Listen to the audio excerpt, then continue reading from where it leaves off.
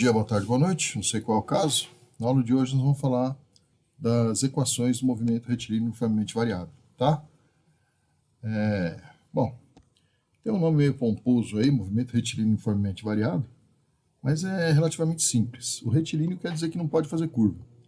E o uniformemente variável quer dizer que a aceleração é constante, tá?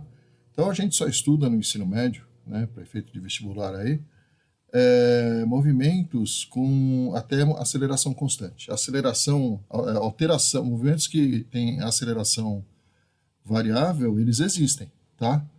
Mas eles são mais complicados para a gente poder estudar, tá legal? E o que diabo é uma aceleração, né? Uma aceleração é uma medida de quanto que a velocidade varia com o tempo, tá?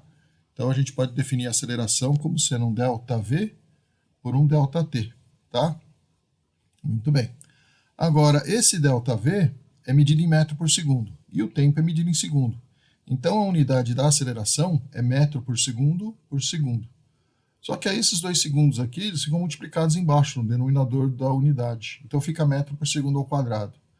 Então, dizer que existe uma aceleração, tá certo, com algum valor em metro por segundo ao quadrado, significa dizer que a velocidade daquele corpo varia em determinado valor de metros por segundo a cada segundo, tá?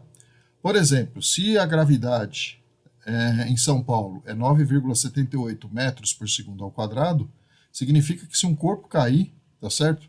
A velocidade dele aumenta em 9,78 metros por segundo a cada segundo de queda. Isso se a gente desconsidera a aceleração da gravidade, né? Aí a gente vai ter a equação horária da velocidade. Então, tomando como base aí a aceleração é ΔV por ΔT, trocando ΔT por T, tá certo? Fazendo T0 igual a 0, e fazendo ΔV igual a V menos V0, se você multiplicar em cruz, você vai ter que V menos V0 é A vezes T, tá? Então, passo o V0 para cá, aí fica V é igual a V0 mais AT. Isso aqui é uma equação horária da velocidade, tá? Horária porque é em função do tempo, né?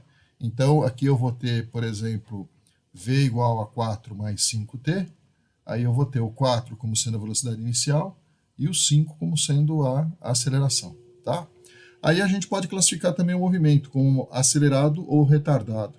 O movimento é acelerado quando o valor da velocidade, o módulo da velocidade aumenta, né? O número, sem o sinal, tá? E ele vai ser retardado se o módulo da velocidade diminui, tá? Existe aí uma análise dessa situação de acelerado ou retardado com os sinais, tá certo? Então você olha para o sinal da aceleração e olha para o sinal da velocidade. Se os dois forem positivos ou os dois forem negativos, o movimento é acelerado. Se um tiver positivo e o outro negativo, então o movimento vai ser retardado, tá? Retardado, ele está freando, né? E equação horária do espaço, famoso sorvetão. Você parte de velocidade média ΔS sobre ΔT, e a velocidade média pode ser velocidade final mais inicial dividido por 2. Essa equação vale para quando eu tenho uma aceleração constante. O ΔS é S menos S0, e o ΔT a gente troca só por T. Quer dizer que eu vou começar a medir o tempo quando iniciar o movimento aí.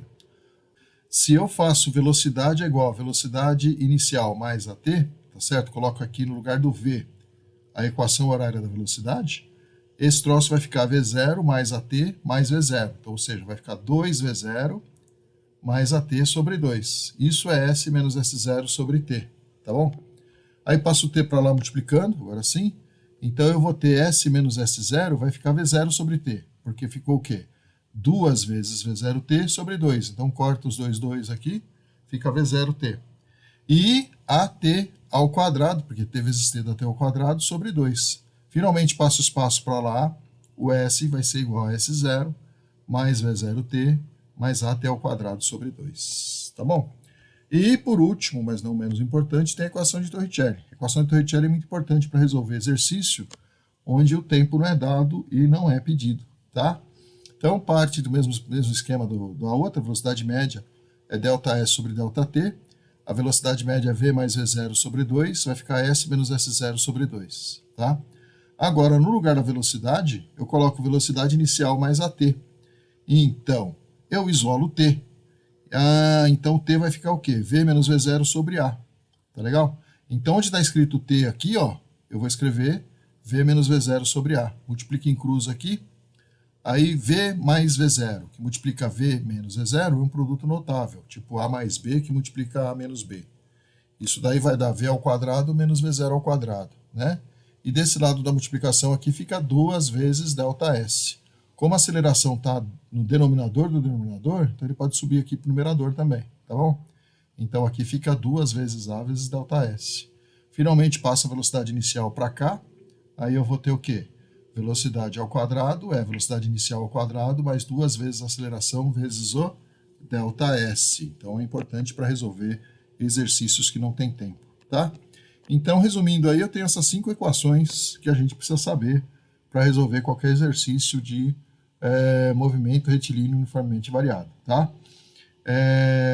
O grande problema agora é escolher adequadamente cada equação.